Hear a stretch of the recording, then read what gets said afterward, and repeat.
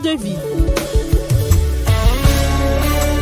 Parole de vie, votre rendez-vous hebdomadaire avec l'église Parole de vie en collaboration avec l'Institut pastoral Biangukato. Je n'oublie aucun de tes bienfaits. C'est tous les lundis de 21h à 21h30. Parole de vie, une émission pour découvrir les richesses de la parole de Dieu et recevoir la vie par la parole de Dieu dans vos maisons. Apprêtez-vous pour une demi-heure de paroles inspirantes, de conseils et de moments transformateurs. Préparez-vous à être touchés par la grâce et la sagesse de Dieu. C'est parti pour Parole de vie. Je n'oublie aucun de tes bienfaits. À chaque fois que j'y pense, mon cœur est rempli de paroles pour te louer.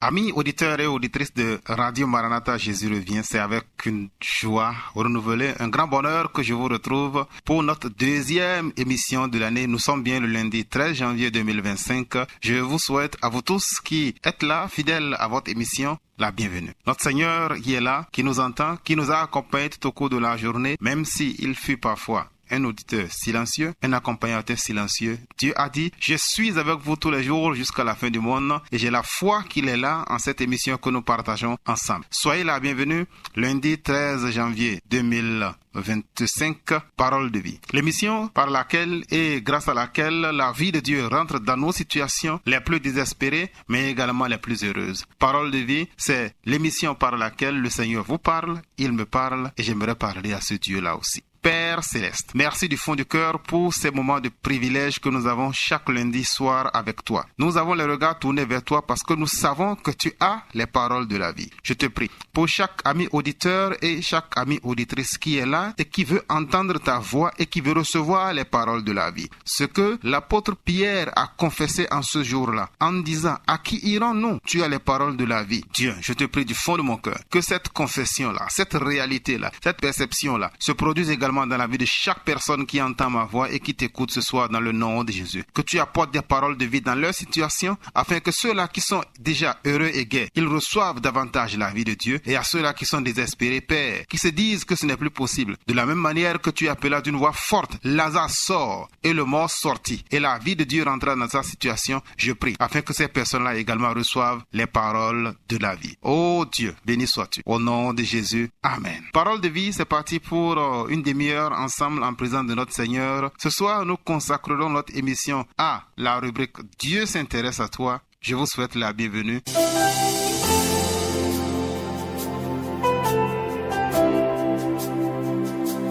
Savez-vous à quel point Dieu s'intéresse à vous personnellement? Découvrez-le maintenant dans notre rubrique spéciale Dieu s'intéresse à toi. Restez avec nous.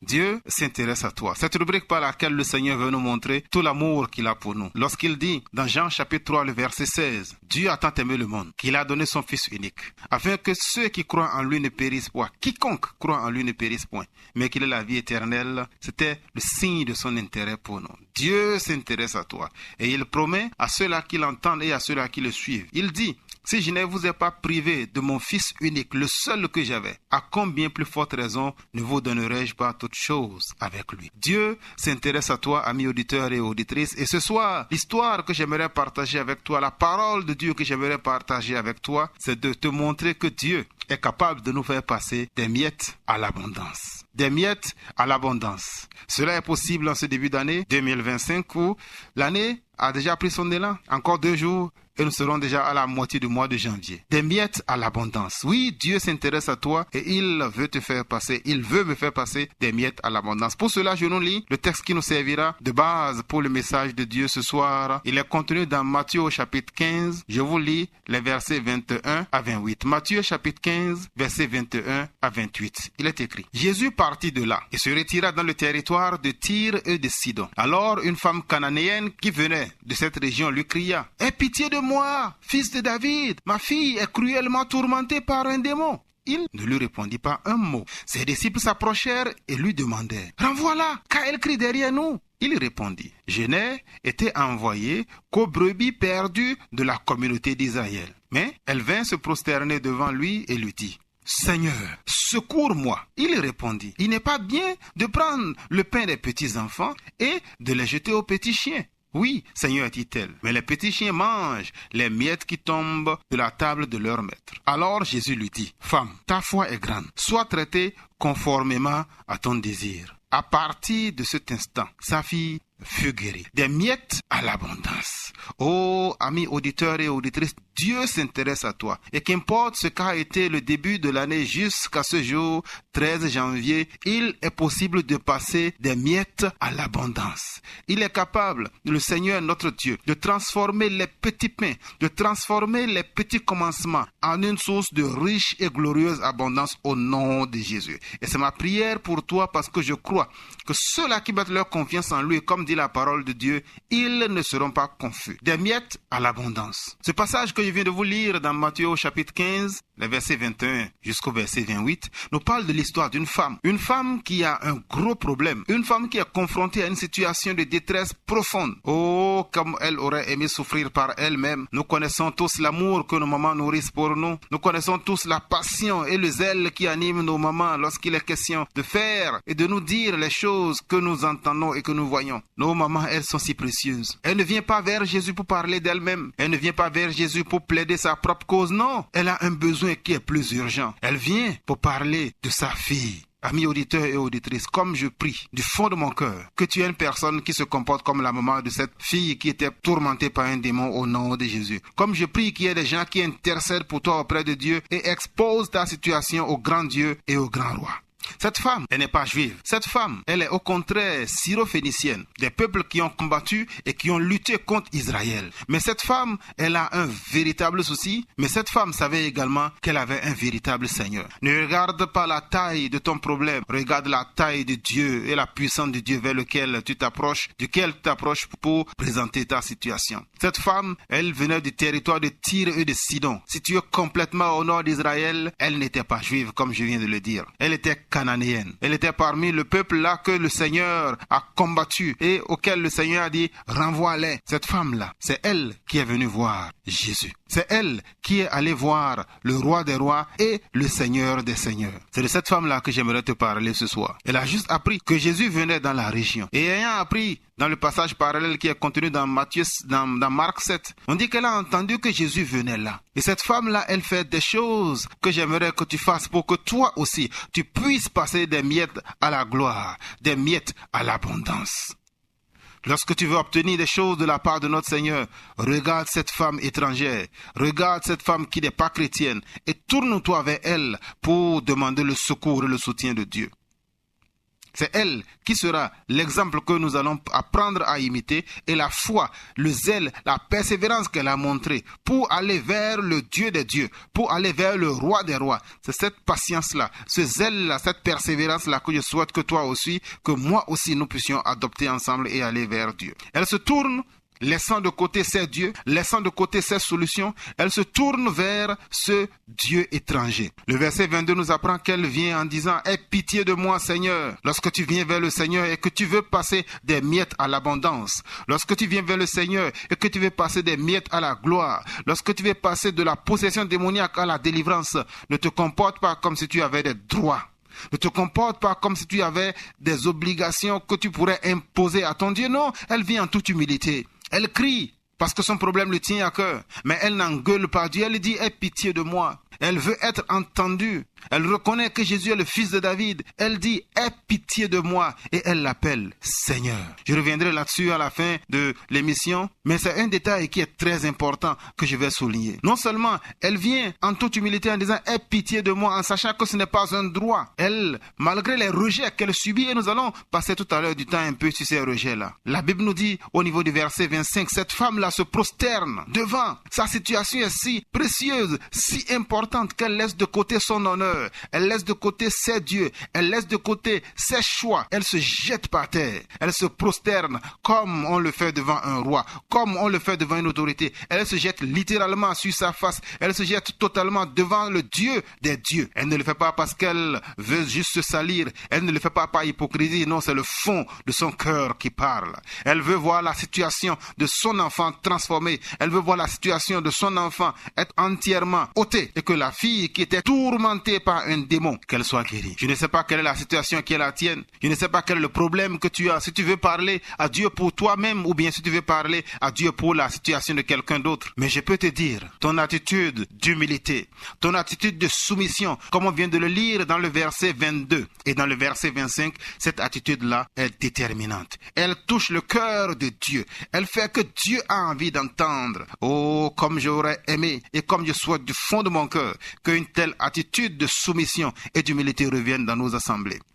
Oui, nous avons des problèmes, mais ce n'est pas en criant sur Dieu, en déclarant, en proclamant, en hurlant que nous allons nous faire entendre devant Dieu. Non, nous n'avons rien à imposer au Seigneur. L'abondance des versets que nous citons dans nos prières ne nous donne aucun droit vers le Seigneur. Le fait que nous crions et que nous gesticulions ne nous donne aucune permission, aucune assurance. Non, nous venons en toute humilité. Que la leçon de cette femme-là te serve. Viens vers ton Dieu et parle-lui avec respect. Aie pitié de moi. Aie pitié de moi. Que le Seigneur ait pitié de toi et de moi et de notre ignorance et de notre arrogance. Veux-tu passer des miettes à l'abondance? Apprends à parler à Dieu en toute humilité. L'humilité de cette femme-là se révèle parce que sa position même où elle vient, elle se jette par terre, révèle qu'elle dit à Dieu, mon honneur, ma propreté, mes biens, tout ce qui compte pour moi, je les jette. Je pense à la vie de l'apôtre Paul qui dit que toutes ces choses-là qui étaient pour lui des gains, ces choses-là qui étaient pour lui des situations de fierté, il les considère comme de la boue, juste parce qu'il veut s'approcher de Dieu. Si tu as une telle attitude, alors Dieu entendra tes cris. La foi de cette femme-là,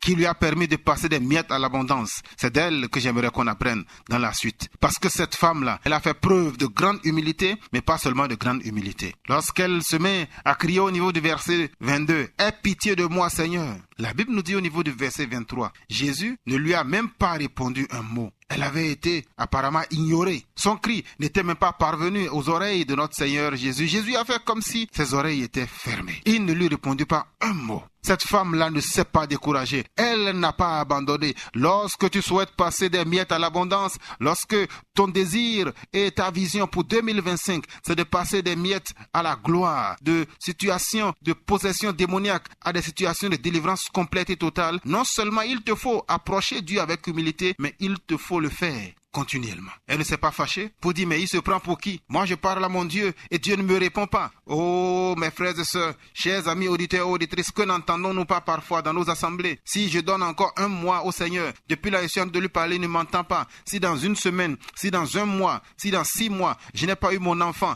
je n'ai pas eu le boulot, je n'ai pas pu avoir le mariage, je quitte la foi, j'abandonne ceci, je ne paierai plus ma dîme. Non! Jésus ne lui a pas répondu parce que Jésus sait ce qu'il voulait observer. Jésus ne lui a pas répondu, mais Jésus ne l'ignorait pas. Jésus voulait voir quelque chose qu'on ne nous dit pas ici, mais cette femme ne s'est pas laissée décourager par le silence de Dieu face à l'urgence de sa situation. Elle ne s'est pas mise à crier plus fort. Elle ne s'est pas mise à engueuler Dieu, non. Mieux, lorsque le deuxième obstacle se présente, où les disciples se retournent maintenant contre cette femme, vont voir le roi des rois et le seigneur des seigneurs en lui disant, toujours au niveau du verset 23, renvoie-la, car elle crie derrière nous. C'est la preuve qu'elle n'a pas prié une seule fois. C'est la preuve qu'elle n'a pas dit à Jésus, aie pitié de moi une seule fois. Elle revenait régulièrement pour dire, Jésus, aie pitié de moi. Pense à ma fille. Jésus, aie pitié de moi. Pense à ma fille. Elle voulait exprimer son cœur qui était en train de saigner, son cœur qui était en train de battre fort. Elle avait pitié de son enfant, elle voulait que la situation change. As-tu la même attitude que cette femme-là? Vas-tu derrière ton Dieu? Retournes-tu dans sa présence pour lui dire, Seigneur, aie pitié de moi? Une fois, 2 fois, j'ai déjà prié 1 mois, j'ai déjà prié 1 semaine, j'ai déjà prié 6 mois. Si dans 1 an ma situation n'a pas changé, si mon mari ne me donne pas ce que je désire, si la situation de mon oncle, de ma tante, de mon cousin, de mon enfant qui est malade n'a pas été changée dans tel délai, non! Jésus ne lui a pas répondu. Pire, des gens ont dit à Jésus, renvoie-la, mais elle est toujours là. Et lorsque au verset 24, Jésus répond en disant, je n'ai été envoyé qu'aux brebis perdues de la communauté d'Israël, elle est là. troisième échec. Mais malgré ce troisième échec où Jésus lui dit clairement, tu ne peux pas obtenir cette chose-là parce que prioritairement, je n'ai été envoyé que pour délivrer le peuple d'Israël. Je n'ai été envoyé que pour sauver le peuple d'Israël. Je n'ai été envoyé que pour délivrer le peuple d'Israël. C'est là qu'elle vient, elle se jette littéralement. Elle abandonne toutes les armes. Le verset 25 que j'avais évoqué plus tôt nous dit, mais elle vint se prosterner devant lui. D'abord, elle a été ignorée. Elle a crié, Jésus a fait comme s'il n'a pas entendu. Nous voyons ensuite que lorsque elle continue par parler, des gens vont voir, les disciples vont voir Jésus pour lui dire, envoie-la. Et lorsque Jésus dit, je n'ai été envoyé qu'aux brebis perdues d'Israël, elle vient carrément se jeter. Tu auras des gens qui vont te décourager dans ta quête envers le Seigneur. Ça peut être même des serviteurs de Dieu, des pasteurs, des frères, des sœurs, des chrétiens dont tu vois le comportement et tu te dis, si c'est comme ça, affaire de Jésus là, je préfère ne plus aller là. Je préfère me retourner vers les vaudous. Je préfère me retourner vers les tradis praticiens. Je préfère me retourner vers les parents. Je préfère retourner au village. Elle n'a pas fait ça. Elle est allée carrément se jeter devant Dieu pour dire secours-moi. Oh secours, pour passer des miettes à la gloire, pour passer des miettes à l'abondance. Il te faut plus que de l'humilité. Il te faut de la persévérance. Et c'est cette persévérance-là que je trouve en fin de compte dans les versets 26 et les versets 27. Lorsque Jésus répond à cette femme-là en la comparant à des petits chiens, en disant que Israël était les enfants qui étaient à table. Et que c'est Israël seul qui avait le droit de manger les repas que Dieu avait prévus. Et que les autres étaient des petits chiens, qu'il ne fallait pas prendre les cadeaux que Dieu avait réservés pour ses enfants, pour les distribuer à des gens qui étaient considérés comme des animaux impurs et des chiens. Quelle humilité! Elle répond au verset 27, oui Seigneur, dit-elle, mais les petits chiens mangent les miettes qui tombent de la table de leur maître. Elle reconnaît que oui, Jésus était venu pour le peuple juif. Elle reconnaît que Jésus était venu pour sauver ceux-là qui étaient en paix et réconciliés avec. Mais elle avait dit quelque chose. 3 fois, elle appelle Jésus Seigneur. Nous voyons premièrement que lorsqu'elle vient au niveau du verset 22 pour demander le secours, elle dit « Aie pitié de moi, Seigneur ». Lorsque le Seigneur lui dit « Je n'ai été envoyé qu'aux petits enfants », la Bible nous dit au niveau du verset 25, elle dit encore « Seigneur, secours-moi ». Et la 3e fois qu'elle appelle encore Seigneur, c'est au niveau du verset 27. « Oui, Seigneur, dit-elle, mais les petits chiens mangent les miettes qui tombent de la table de leur maître. » Le Seigneur fait pleuvoir sur les bons et sur les méchants. Lorsqu'il veut agir dans sa bonté et couvrir le monde entier, il ne fait pas que le soleil se lève sur les chrétiens seulement, mais il y a des privilèges qui sont réservés à ceux-là qui sont vraiment les disciples du Seigneur. Et c'est ce que cette femme-là a reconnu. Elle laisse de côté ses dieux. Elle laisse de côté les divinités cananéennes. Elle est de Tyr, de la région de Tyr et de Sidon. Elle abandonne toutes ces autres situations, toutes ces autres possibilités, toutes ces autres déités qui étaient là, auxquelles elle aurait pu faire recours. Elle laisse tout ça là de côté parce qu'elle sait qu'il y a un seul qui est le Dieu des dieux, un seul qui est le Seigneur des seigneurs, un seul qui est le roi des rois. Amis auditeurs et auditrices, veux-tu passer en 2025 des miettes à la gloire, des miettes à la délivrance, des miettes à l'abondance? Fais comme cette femme-là. Ne t'accommode pas, ne t'associe pas, n'aie pas encore auprès de toi ces autres divinités, ces autres situations, ces autres gris-gris, ces autres talismans, ces eaux qui sont là, ces bouteilles, ces bougies. Non, sépare-toi de ces choses-là. 3 fois de suite, en 8 versets, la dame a dit « Seigneur, Seigneur, Seigneur ». Jésus est-il ton Seigneur? Est-il le maître de ta vie? Je vais prier tout à l'heure à la fin pour que toi aussi, les miettes suffisent à faire passer ta situation de la possession démoniaque à l'abondance de la foi, à l'abondance de la vie en Dieu. Mais pour cela, il y a la condition qui est là. Jésus est-il ton Seigneur? As-tu accepté Jésus comme étant celui-là qui dirige et qui contrôle ta vie? Parce que c'est ce que le mot Seigneur signifie. Oui, nous voulons tous un sauveur. Nous voulons tous quelqu'un qui fait des miracles dans nos vies. Mais Jésus est-il le Seigneur de ta vie? C'est la question à laquelle je souhaite que tu répondes, amis auditeurs et auditrices. Jésus est-il celui qui t'a sauvé? L'as-tu accepté comme celui-là qui désormais va diriger ta vie? Cette femme-là, elle était syro-phénicienne, mais elle a changé de camp. Elle est venue vers Jésus en disant « Tu es mon Seigneur ». Et c'est l'appel que je veux te lancer ce soir. Jésus le dit, après cette dernière phrase, où en toute humilité, elle reconnaît que non seulement Jésus est Seigneur, qu'il est Dieu, et que désormais, par 3 fois de suite, elle dit « Tu es mon Seigneur, tu es mon Seigneur ». Jésus lui dit au niveau du verset 28, « Ta foi est grande ». Oh, le passage des miettes à l'abondance, le passage des miettes à la gloire, le passage de la possession démoniaque à la délivrance, de la transformation des situations en 2025, cela est possible aussi pour toi. Persévère, reste humble et tu verras la gloire de Dieu dans ta vie. C'est là ma prière pour toi et c'est ce pourquoi j'aimerais prier. Grand Dieu, je prie pour cette personne qui a passé cette demi-heure avec nous à entendre l'émission Parole de vie. Oui, tu as les paroles de la vie, tu es capable en 2025 d'apporter ta vie dans la situation la plus catastrophique, la plus désespérée qui soit. Tu es capable, Seigneur éternel, de faire en sorte que même les simples miettes qui tombent de ta bouche suffisent à satisfaire et transformer pour toujours la vie de cette personne-là. Alors je prie, afin qu'au nom puissant de Jésus, cette personne-là ait la foi, qu'elle te reconnaisse comme étant son Seigneur, qu'elle te reconnaisse comme celui-là qui va lui donner la vie.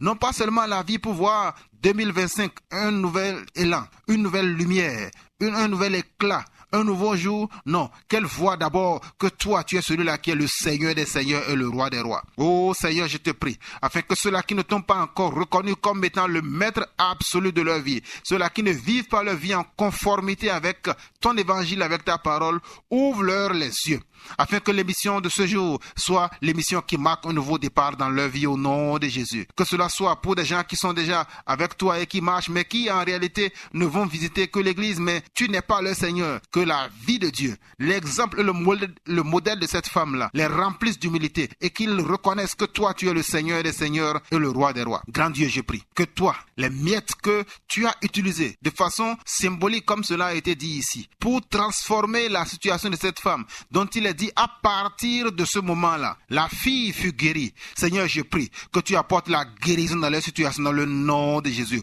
Opère ton miracle dans leur vie et que 2025 soit l'année d'un nouveau départ avec toi. Un départ de grâce en grâce, un départ de bonheur en bonheur, un départ où tu vas essuyer les larmes de leurs yeux et que le désespoir que cette femme avait, qui lorsqu'elle t'a rencontré, elle a vu sa situation changer, elle est retournée avec la joie. Que ceux-là qui entendent ma voix ce soir et qui t'acceptent comme leur Seigneur et qui te confient leur situation, que eux aussi, Seigneur éternel, mon Dieu, tu les touches et que leur vie soit transformée, afin que tu apportes la gloire et l'honneur et la paix. Et que 2025 soit une année où les miettes de leur vie seront transformées en de sources d'abondante joie dans le nom puissant de Jésus. Oh Seigneur, je prie afin que tu les bénisses. Touche quelqu'un ce soir et que ta puissante main les transforme et que ceux-là qui sont actuellement paniqués à cause d'eux-mêmes, à cause d'un parent, comme cette femme-là l'était à cause de la situation de sa fille, que tu les touches au nom puissant de Jésus. Que la vie de Dieu rentre en eux parce que tu as les paroles de la vie. Au nom de Jésus, amen. Que Dieu vous bénisse. Si vous n'êtes pas encore réconcilié avec Dieu, si vous n'avez pas encore accepté Jésus comme étant le Seigneur de votre vie, je vous invite à nous rejoindre à l'église Parole de Vie. Nous sommes à Bomekalavi, au carrefour Bidosessi, en bordure de la voie. Les indications plus précises vous seront données dans le spot de la fin. En attendant, je ne peux que vous dire, Jésus vous aime et il vous tend la main. Il vous aime et il vous dit, venez à moi. Soyez bénis au nom puissant de Jésus. Amen. À lundi prochain.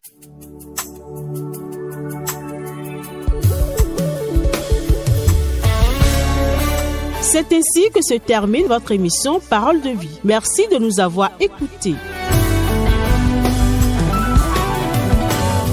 Nous espérons que vous avez été édifiés et inspirés. Rendez-vous lundi prochain à la même heure sur votre radio Maranatha, la 103.1 FM. Pour toute question ou pour plus d'informations, appelez-nous au +229 65 21 99 99 ou +229 94 57 85 85. De paroles pour te louer. L'église Parole de Vie et l'Institut pastoral Biang Kato sont situés à Abou-Mekalavi, carrefour Bilo-Sessi, premier étage, immeuble EUG Bénin, avant le supermarché Azima. Que la paix et la bénédiction de notre Seigneur Jésus-Christ soient avec vous. À lundi prochain.